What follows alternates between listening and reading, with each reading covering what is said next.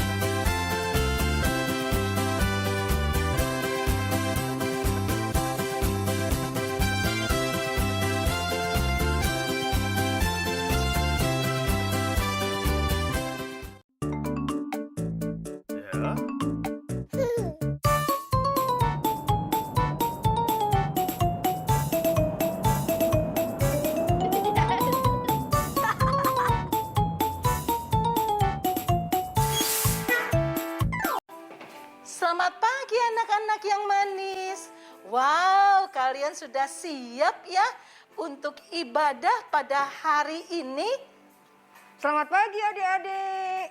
Yuk kita mau bernyanyi bersama Papa dan Mama. Kita mau mengucap syukur karena pada pagi hari ini kita bisa beribadah bersama-sama.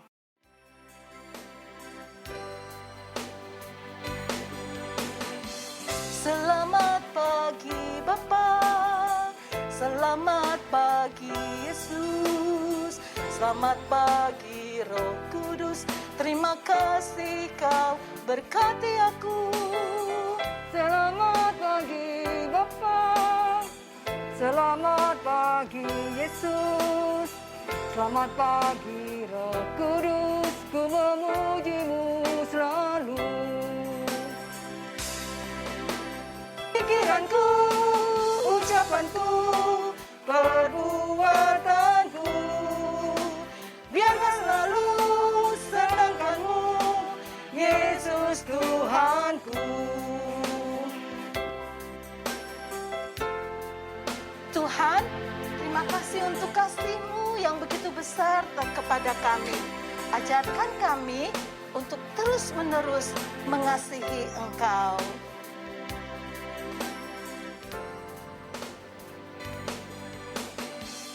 Selamat pagi Bapa, selamat pagi Yesus, selamat pagi Roh Kudus. Terima kasih Kau berkati aku. Selamat pagi Bapa, selamat pagi Yesus, selamat pagi Roh Kudus. Ku memuji-Mu selalu.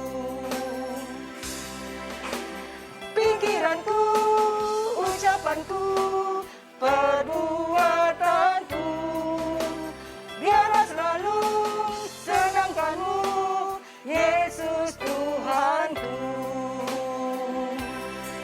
Nah, anak-anak, lewat pujian ini, Tuhan ingin kita sungguh-sungguh mengasihi Dia. Tuhan ingin kita taat dan setia kepadanya. Lewat pujian-pujian kita, lewat ibadah kita, dan lewat firman Tuhan dan doa kita. Pikiranku, ucapanku, perbuatanku, biarlah selalu senangkan-Mu, Yesus Tuhanku. Pikiranku, ucapanku, perbuatanku, biarlah selalu senangkan-Mu, Yesus Tuhanku. Pikiranku, ucapanku, perbuatanku, biarlah selalu senangkan-Mu, Yesus Tuhanku.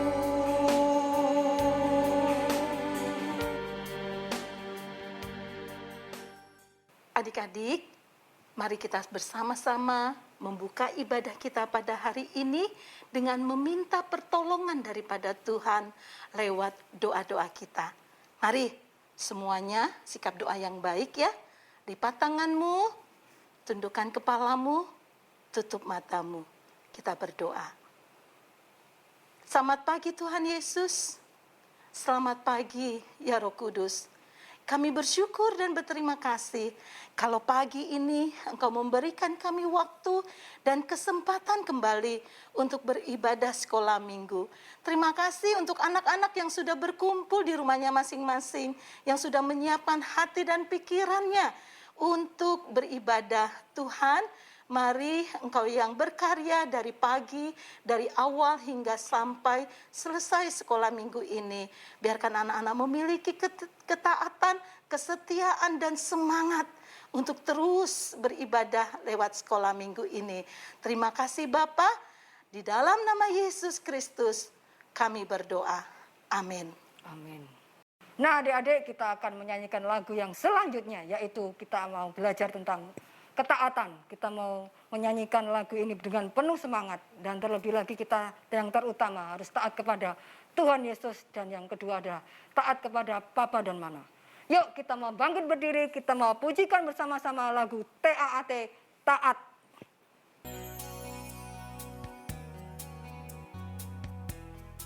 Nah adik-adik, kita mau nyanyi bersama-sama lagu TAAT, Taat. Kita mau bangkit berdiri, kita nyanyi bersama-sama ya. Ajak Papa dan Mama ya, jangan lupa ya, ayo.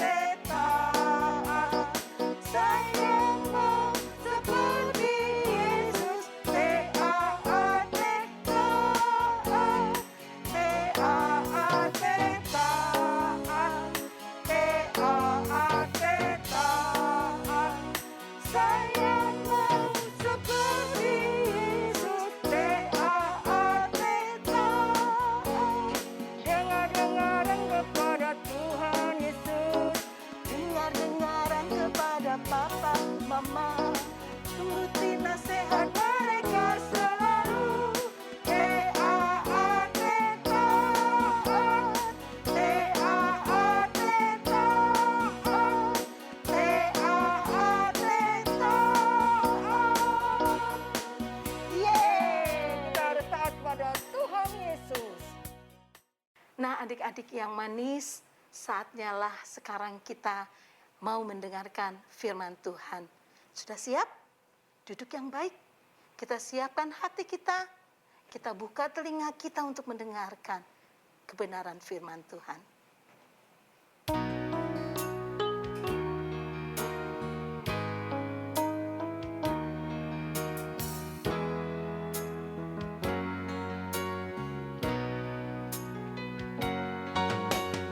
Buka hatiku untuk firman-Mu. Ku ingin menjadi seperti Yesus. Berfirman-Lah Tuhan, ku mau mendengar dan melakukannya setiap hari. Roh Kudus yang manis, tolong aku menuruti firman Tuhan.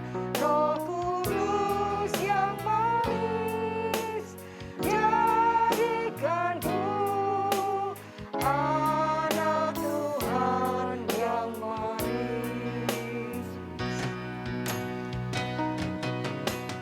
Adik-adik, mari kita menjadi anak Tuhan yang manis.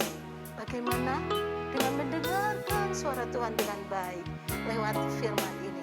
Kita nyanyikan pujian ini sekali lagi sebagai doa kita kepada Tuhan. Ku buka hatiku untuk firman-Mu. Ku ingin menjadi seperti Yesus. Berfirman-Lah Tuhan, ku mau mendengar dan melakukannya setiap hari. Roh Kudus yang manis, tolong aku menuruti firman Tuhan. Roh Kudus yang manis, jadikanku anak Tuhan yang manis. Roh Kudus yang manis, tolong aku menuruti firman Tuhan. Roh Kudus yang manis, jadikanku anak Tuhan yang manis. Anak Tuhan yang manis. Katakan sekali lagi. Anak Tuhan yang manis. Selamat pagi adik-adik. Gimana nih kabarnya? Kak Anas harap kita semua tetap semangat ya. Sebelum dengar firman Tuhan, kita mau berdoa dulu yuk. Kita masuk di dalam doa.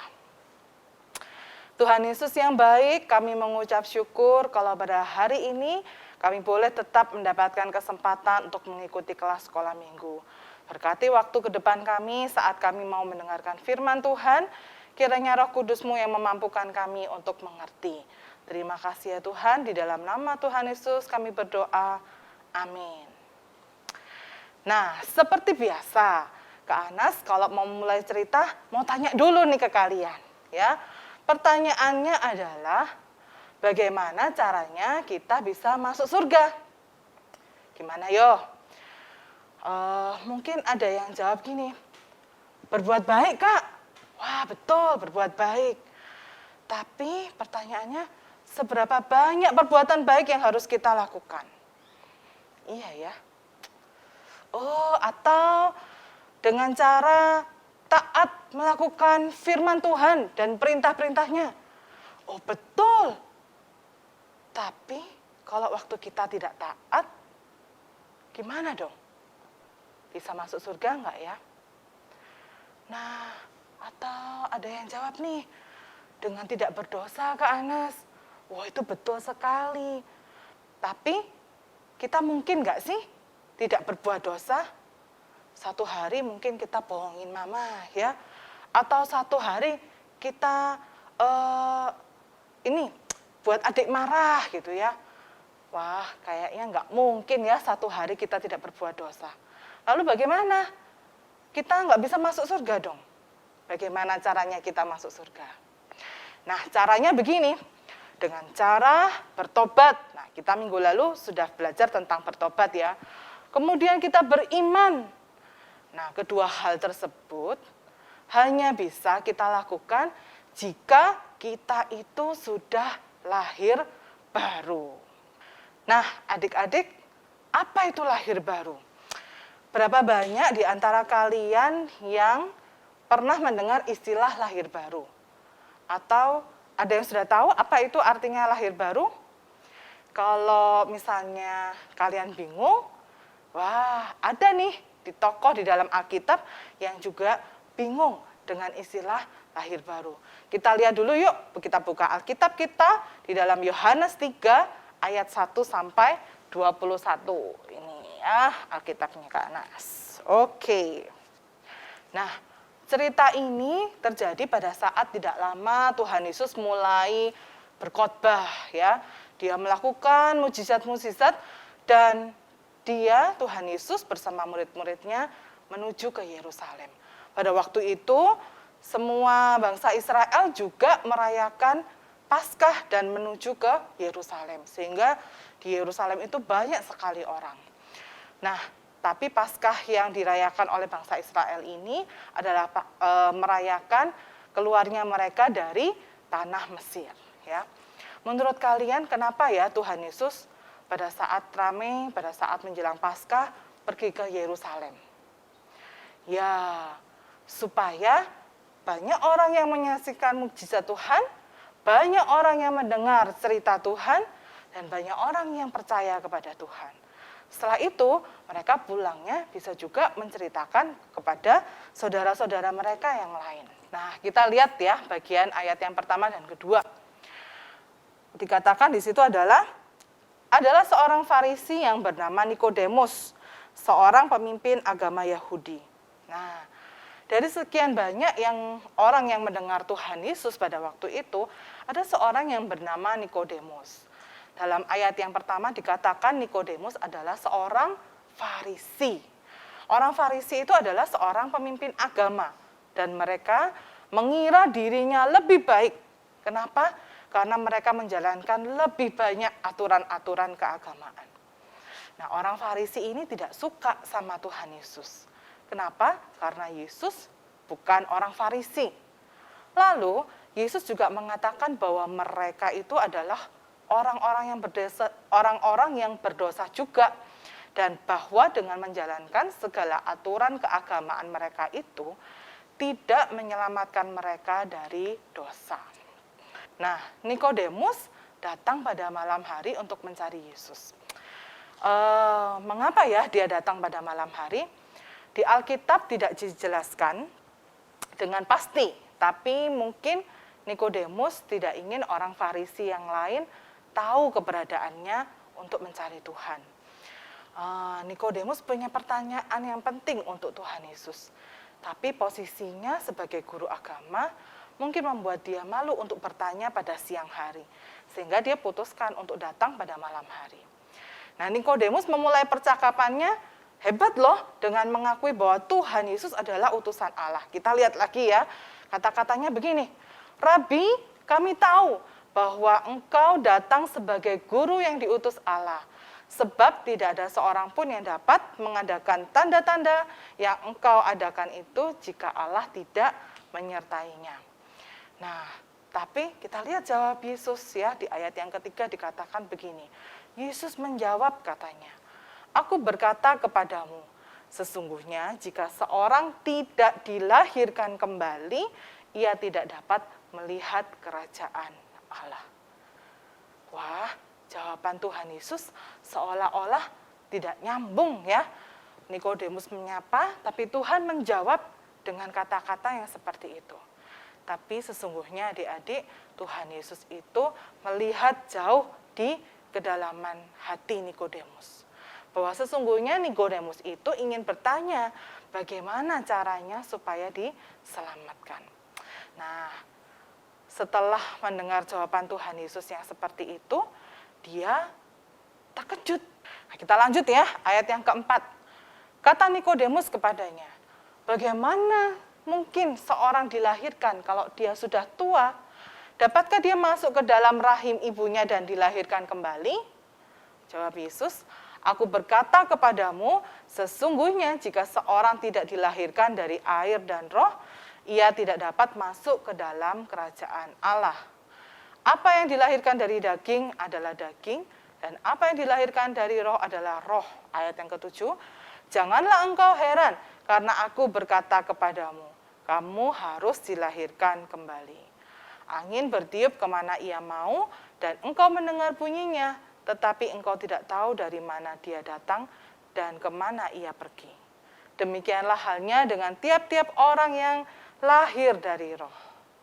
Nikodemus menjawab katanya, "Bagaimanakah mungkin hal itu terjadi?" Nah, di sini adik-adik, Tuhan Yesus itu tidak berbicara tentang kelahiran fisik seperti bayi yang lahir dari seorang ibu ya, tapi adalah kelahiran rohani. Kita tidak dapat menjadi anggota kerajaan Allah jika kita hanya menjalankan aturan, kita berbuat baik. Tapi kita butuh hati yang baru, supaya kita mampu bertobat dan mengasihi Tuhan serta percaya kepadanya. Tanpa hati yang baru, kita tidak mungkin menyembah Tuhan, kita tidak mungkin punya iman percaya kepada Tuhan. Nah, kenapa kita butuh hati yang baru adik-adik? Soalnya hati kita yang lama itu sudah penuh dengan dosa. Dan dosa itu menghalangi kita untuk mengasihi dan taat kepada Allah. Nah, siapa yang tahu arti kata bertobat? Minggu lalu Kak Ari sudah jelaskan ya tentang pertobatan. Nah, karena hati lama kita itu yang penuh dengan dosa, kita tidak mampu untuk taat kepada Tuhan. Kita butuh Roh Kudus untuk memberikan hati yang baru supaya kita bisa bertobat dan percaya kepadanya. Nah, adik-adik, dapatkah kalian melihat angin? Tentu tidak, ya. Tapi dapatkah kalian tahu bahwa angin itu ada? Kalian tahu bahwa angin itu sedang bertiup. Kita bisa merasakannya, ya. Kita bisa tahu bahwa ada angin melalui benda-benda yang bergerak di sekitar kita.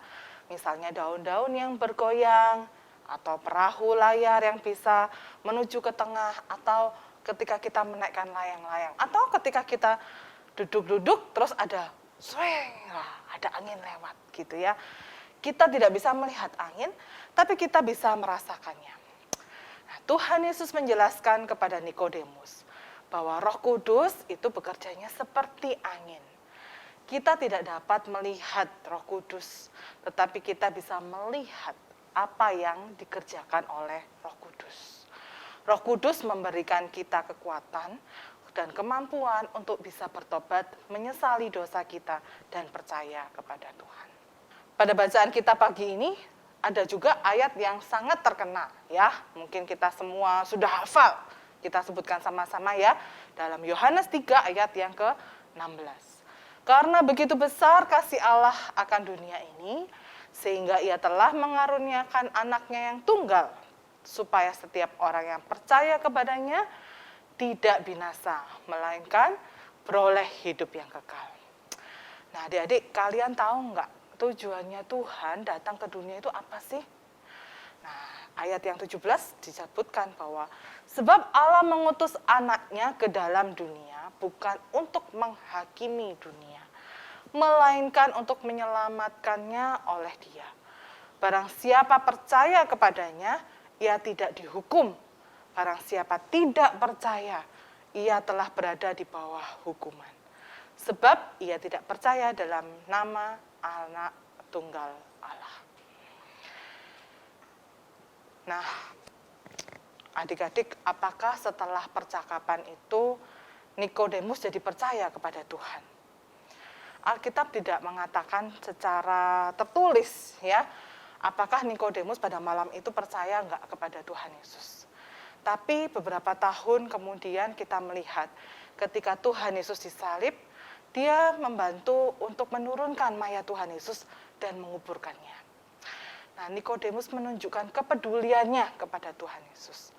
Mungkin Nikodemus mengasihi Tuhan. Mungkin Roh Kudus memberikan hati yang baru kepada Nikodemus.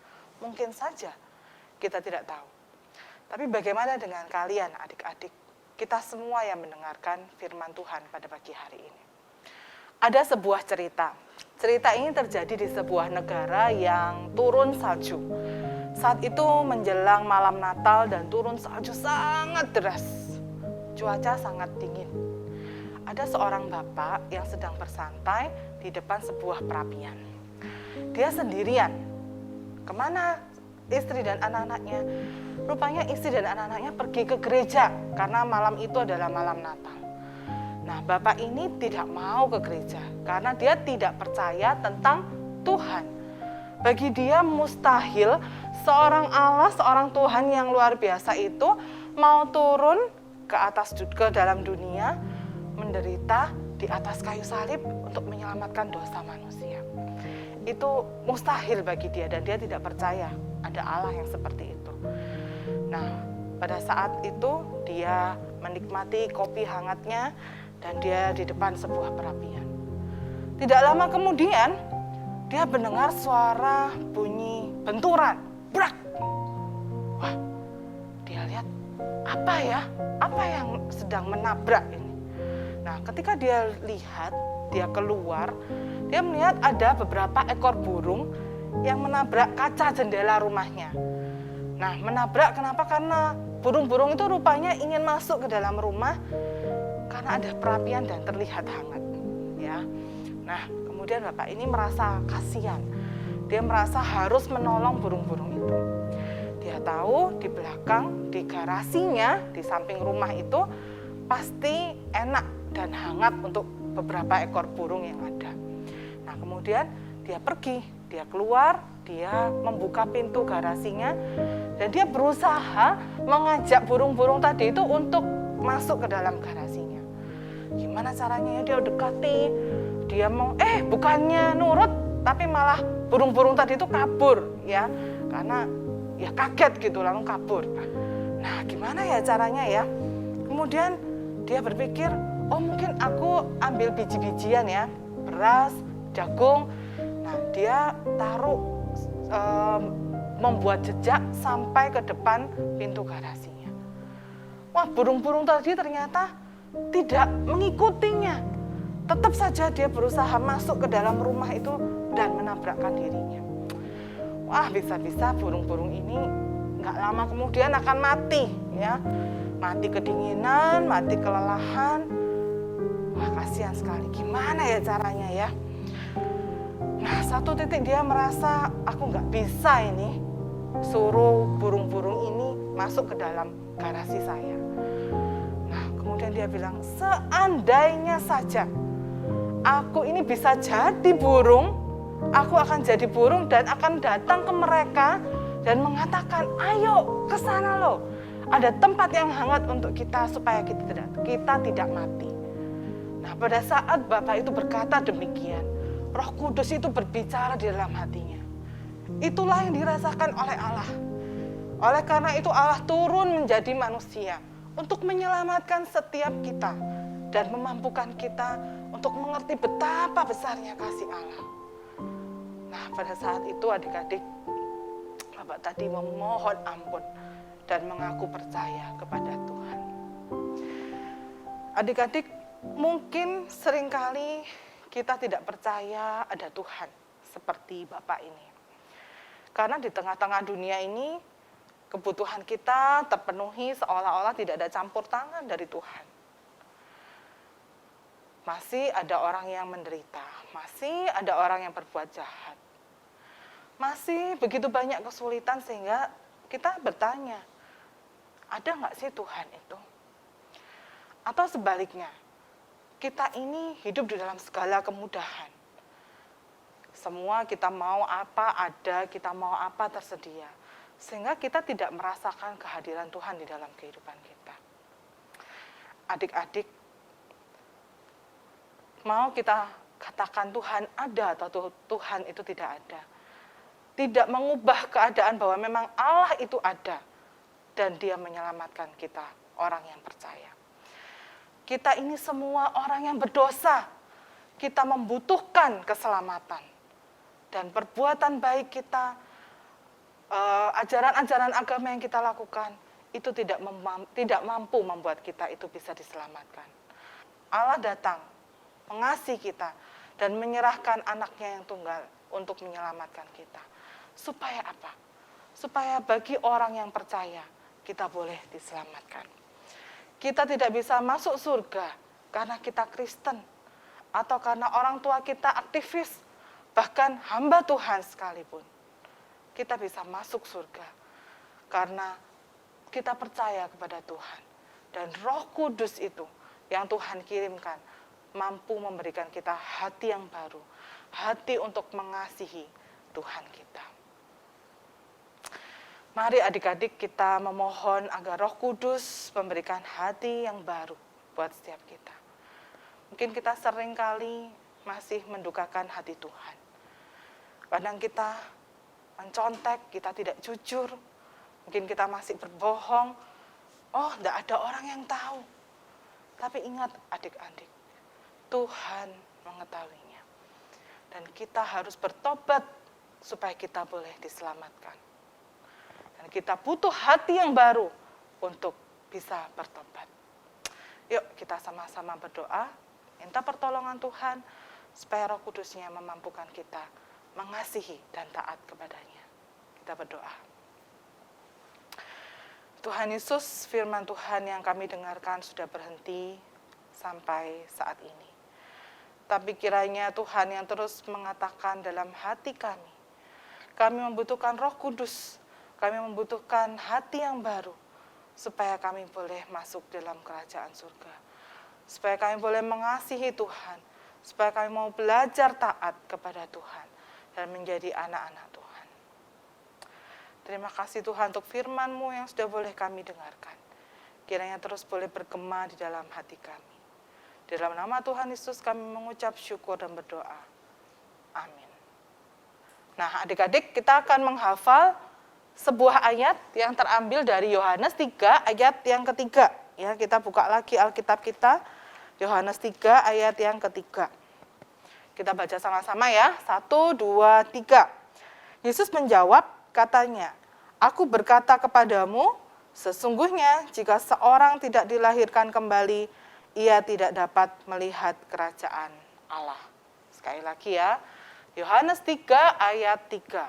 Yesus menjawab katanya, "Aku berkata kepadamu, sesungguhnya jika seorang tidak dilahirkan kembali, ia tidak dapat melihat kerajaan Allah." Gampang ya? Nanti kalian hafalkan, lalu jangan lupa untuk mengumpulkannya ke kakak-kakak sekolah minggu kalian. Nah adik-adik, kasih Tuhan itu sungguh amat baik dan kasih Tuhan tiada berkesudahan. Buktinya apa? Lewat papa dan mama yang sudah diberkati. Nah, hari ini tiba saatnya kita mau memberikan yang terbaik untuk Tuhan. Kita mau siapkan amplop persembahan kita. Adik-adik sudah menyiapkan amplop persembahannya? Kalau belum, kakak tunggu. Nah, sebelumnya kita mau pujikan bersama-sama lagu Tuhan Yesus Baik. Ayo adik-adik, kita mau bangkit berdiri bersama-sama dengan papa dan mama menyanyikan Tuhan Yesus Baik.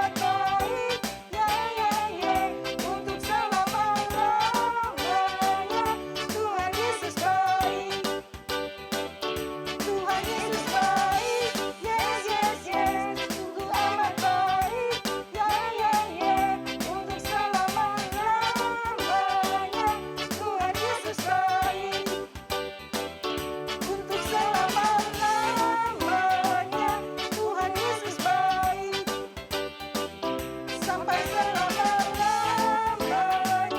Tuhan Yesus baik. Nah, adik-adik, kita mau berdoa untuk doa persembahan. Kita mau lipat tangan bersama-sama. Tuhan Yesus, kami bersyukur kami sudah berdoa, bernyanyi dan mendengarkan firman Tuhan. Dan kita tadi sudah memberikan yang terbaik untuk Tuhan. Kiranya apa yang sudah kami berikan melalui Papa dan Mama menjadi berkat untuk pelayanan kami di gereja ini dan menjadi berkat untuk banyak orang. Hanya di dalam nama Tuhan Yesus kami berdoa dan bersyukur. Amin. Amin. Untuk aktivitas hari ini, nah, Kak Anas tidak menyiapkan sesuatu untuk dibuat, ya. Tapi hari ini Kak Anas pengen kita mencari, ya. Kak Anas akan tunjukkan sebuah gambar, nanti kalian bisa lihat di gambar itu. Nah, ini gambar apa ya? Gambar kamar yang berantakan. Nah, hati kita tuh juga seperti kamar ini ya, berantakan. Mungkin kita ada dosa, kita seringkali mendukakan hati Tuhan, berantakan sekali. Kita membutuhkan kasih Allah di dalam hidup kita untuk boleh terus menolong kita menjadi anak Allah yang mengasihi dan taat kepadanya. Kita butuh Roh Kudus untuk itu, ya. Nah, kalian lihat gambar ini baik-baik, lalu temukan ada beberapa gambar hati di situ, ya. Kalian cari ada berapa gambar hati. Nah, kalau sudah kalian kasih tanda ya, kalian capture itu, screenshot gambarnya, lalu kalian edit itu ya, ditandai yang mana hati-hatinya. Nah, tapi kali ini kalian harus kirimkan secara japri ya, jalur pribadi ke guru-guru. Supaya apa? Supaya tidak dilihat oleh teman yang belum mengumpulkan ya. Nanti kita kumpulkan sama-sama dan kita lihat minggu depan tayangan sekolah minggu kita ya. Ada berapa? Siapa yang paling banyak menemukan gambar hati di dalam ruangan kamar kita yang berantakan ini ya. Selamat mengerjakan, having fun. Tuhan Yesus memberkati.